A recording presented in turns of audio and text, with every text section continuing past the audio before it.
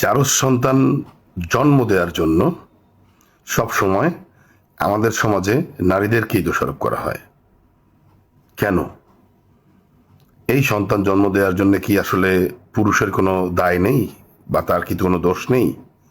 সারা জীবন পুরুষ কি আসলে ধোয়া তুলসী পাতা হয়েই থাকবে? এই একটি প্রশ্নই আসলে আমার মনে সবসময় ঘুরপাক খায়।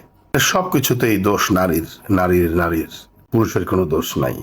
আরে পুরুষ সমাজ, আপনার কি আপনার বাবার পেছন দিক দিয়ে বেরোইছেন নাকি মায়ের সামনের দিক দিয়ে বেরোইছেন? নিশ্চয়ই মায়ের সামনের দিক দিয়ে বেরোইছেন। যেই মা এত কষ্ট করে আপনাকে পৃথিবীতে আনলো, সেই মা জাতিরই সবসময় দোষ দেন। এটা কোন ধরনের চরিত্রহীনতা? এটা তো রীতিমতো মানসিক ভারসাম্যহীনতা। অসুস্থ মানুষ বাদে এরকম চিন্তা তো আসলে কারো পক্ষে করা সম্ভব না। তাহলে কি আমি ধরে নিব যে আমাদের সমাজে অসুস্থ মানুষের সংখ্যাই বেশি? ম্যাক্সিমাম মানুষই কি তাহলে আসলে অসুস্থ, মানসিক রোগে অসুস্থ? তাদের কি মানসিক ডাক্তার দেখানো উচিত? এই একটি প্রশ্ন আসলে আমার মাথার ভেতরে ঘুরপাক খাচ্ছে।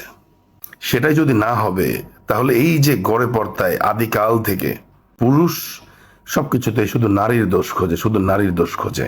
ধর্ষণের জন্যে নারীর পোশাকের দোষ, ধর্ষণের জন্যে নারীর চলন বলনের দোষ, অবৈধ সন্তান প্রসব হলে সেটা নারীর দোষ, কোনো প্রেমিক কিংবা প্রেমিকা মিলিত হয়ে যদি কোনো সন্তান প্রসব করে, সেই সন্তানের দায় নিতে চায় না পুরুষ, সেটাও দোষ নারীর। নারী সারা জীবন দোষ করে গেছে। আপনাদের এতই নারীতে সমস্যা, তাহলে আপনার পুরুষ পুরুষকে বিয়ে করেন, একজন পুরুষ আরেকজন পুরুষকে বিয়ে করেন, তারপর দেখি আপনারা কিভাবে সন্তান উৎপাদন করেন, পৃথিবীতে কিভাবে বংশ বিস্তার করেন।